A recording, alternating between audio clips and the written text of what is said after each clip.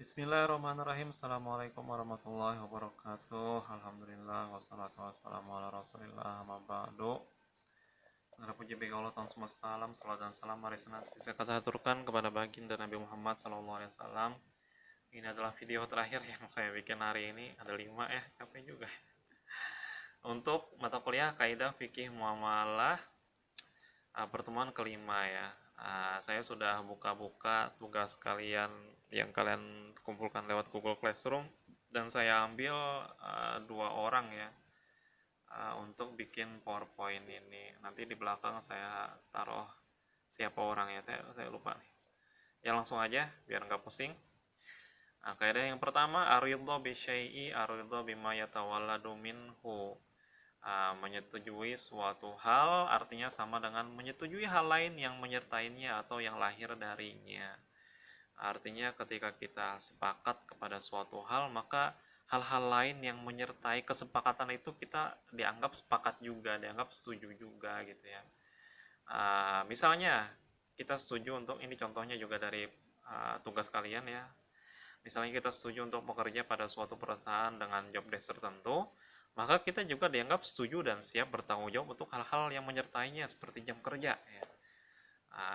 Oke, kita dalam kontrak kerja itu disebutkan hanya untuk menyelesaikan pekerjaan tertentu saja ya.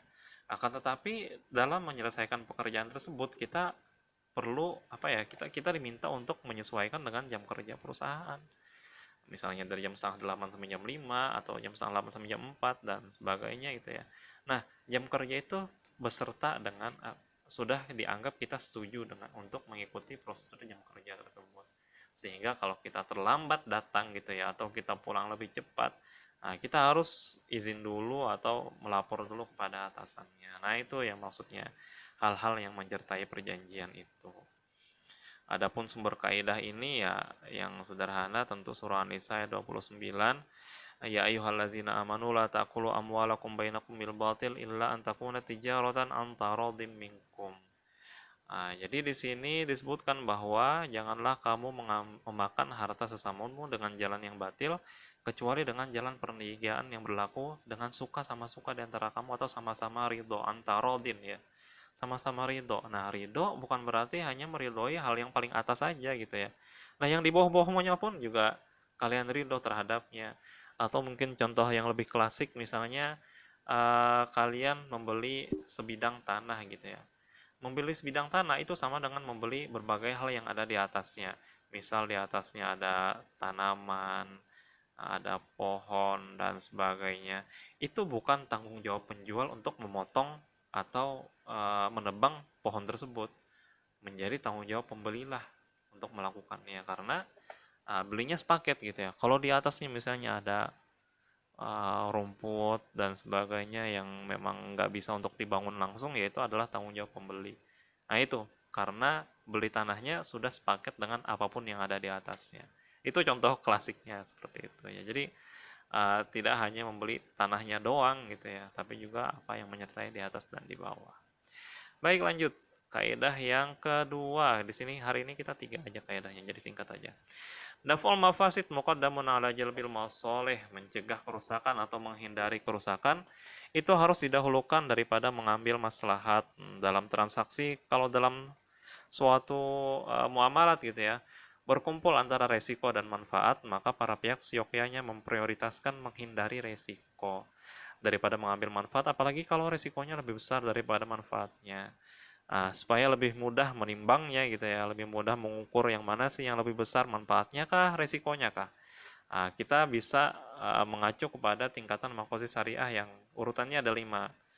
Ada hifzuddin, menjaga agama, hifzun nafsi, menjaga jiwa, kemudian hifzul akli, menjaga akal, hifzun nasab, menjaga keturunan, yang terakhir menjaga hifzul mal atau menjaga harta ya.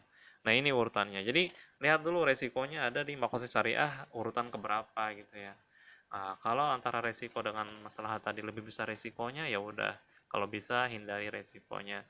Ini bukan berarti pengecut ya, pengecut dalam artian, oh kamu tidak berani mengambil resiko, bukan seperti itu ya.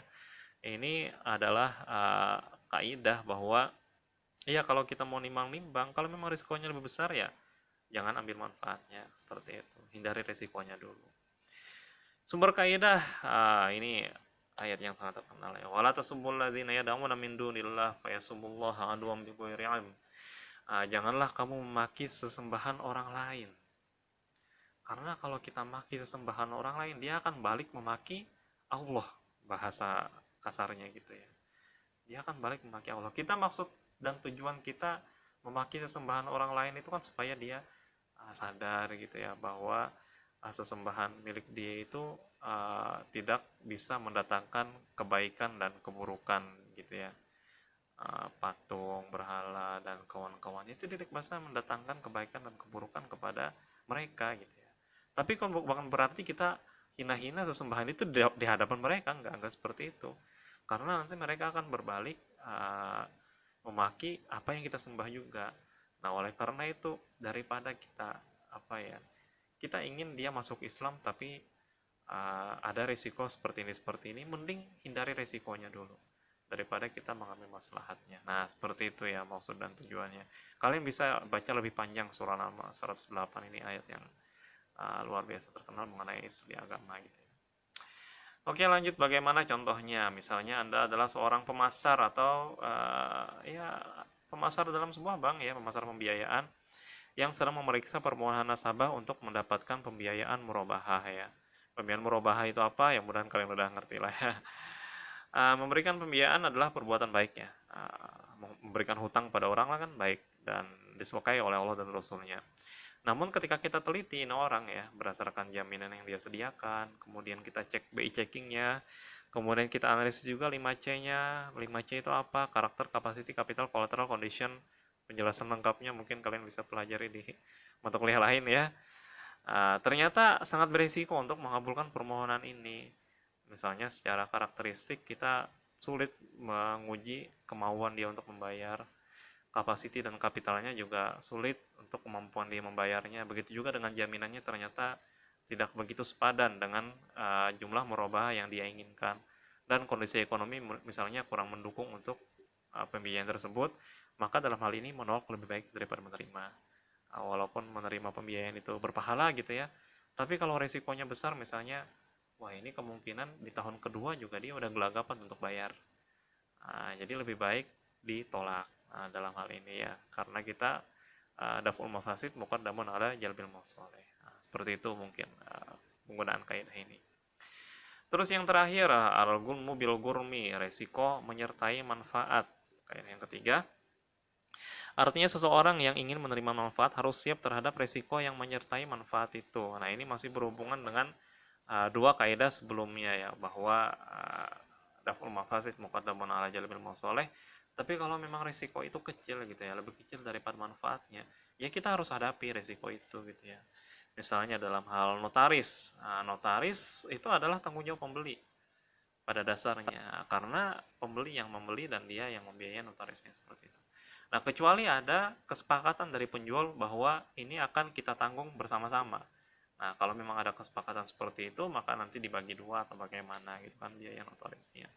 Demikian pula halnya kalau ada seseorang yang meminjam barang, maka ia juga wajib mengembalikan. Berikut menanggung resiko kalau ada biaya pengembaliannya.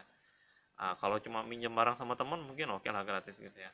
Tapi kalau misalnya kita pinjam berangkas di sebuah bank syariah ya, kita punya dokumen tertentu yang sangat wajib disimpan dalam berangkas dan kita nggak yakin keamanannya di rumah.